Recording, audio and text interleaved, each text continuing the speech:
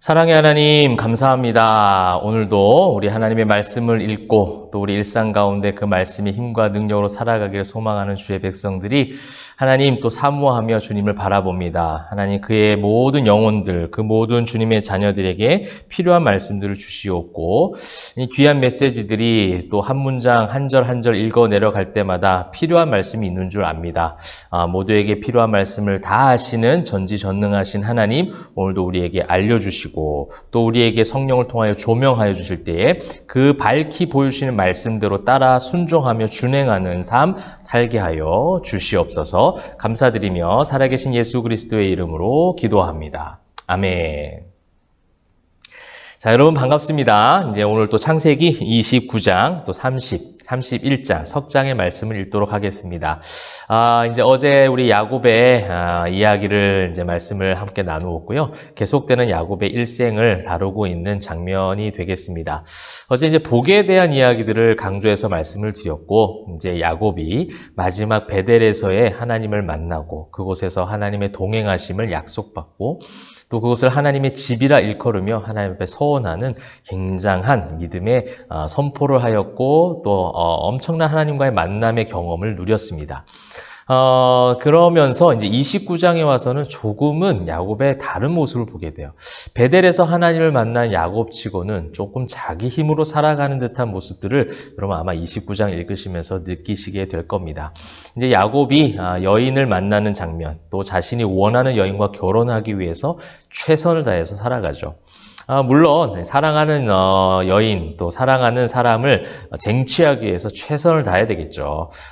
한 번 찍고 두 번 찍고 뭐 세 번, 10번 찍어서 안 넘어가는 나무가 어디 있느냐라는 세상의 말이 있듯이 열심히 찍어서 자신이 원하는 그런 여성과 또 원하는 배우자와 결혼을 하기 위해서 최선을 다해야 되겠지만 여러분 이것은 저는 이 말씀을 읽으면서 이 창세기 24장에 이삭의 아내였던 리브가를 구하던 그 장면들이 좀 떠올려졌습니다. 우리가 함께 나누었던 말씀인데요. 그 아내를 구하기 위해서 출발했던 엘리에셀, 또 아브라함, 함께 그렇게 기도하며 하나님께서 앞서서 역사하실 것이라는 하나님의 섭리를 먼저 구하고 기대하고 믿었던 그런 어떤 기도의 내용들 24장과는 29장은 좀 상반된 모습 같았어요. 그렇게 7년을 열심히 일하고 또 이렇게 라반의 꾀에 넘어가서 레와와 동참을 하게 되죠.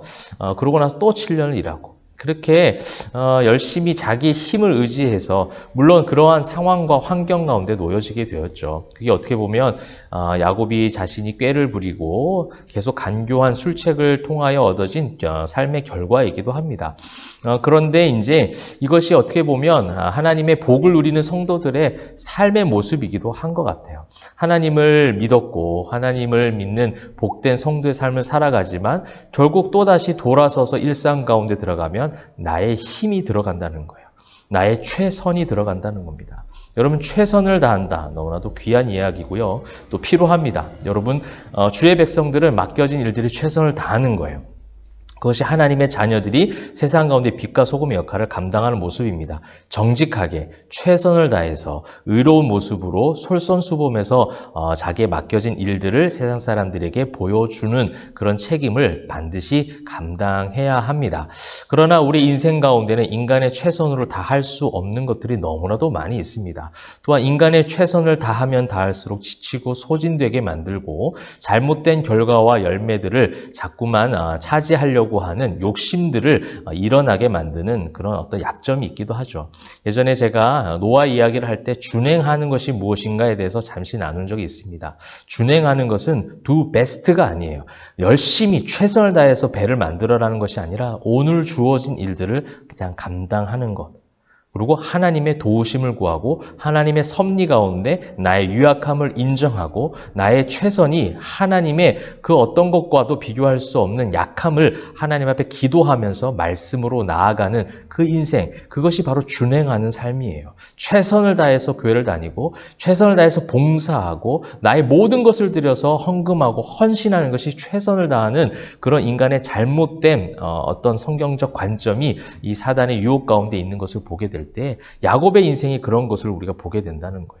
그러다 보니 계속해서 자기의 꾀를 부릴 수밖에 없어요. 자신의 간교한 그런 술책들을 계속해서 보여줄 수밖에 없습니다. 인간적 최선을 다하면 다할수록 내 욕심은 커져만 가고 그 욕심을 채우기 위해서는 계속된 인간적 방법과 술수들이 난무할 수밖에 없고 따라올 수밖에 없다는 거예요. 그것이 또 30장에 이어진 내용 아니겠어요?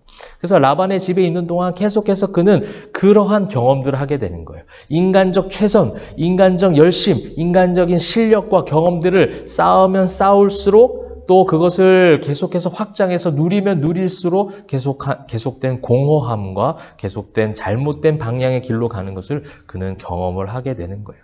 험악한 세월 가운데 갔던 그 인생이 바로 이 기간 동안 많이 있었다라는 거예요. 그럼에도 불구하고 30장 이제 야곱이 그 라반의 모든 것들을 이제 재산을 어느 정도 가지고 오다 보니 라반이 또 잡으러 옵니다. 야곱은 계속해서 그렇게 잘못된 행동을 하고 쫓기는 인생인 것 같아요.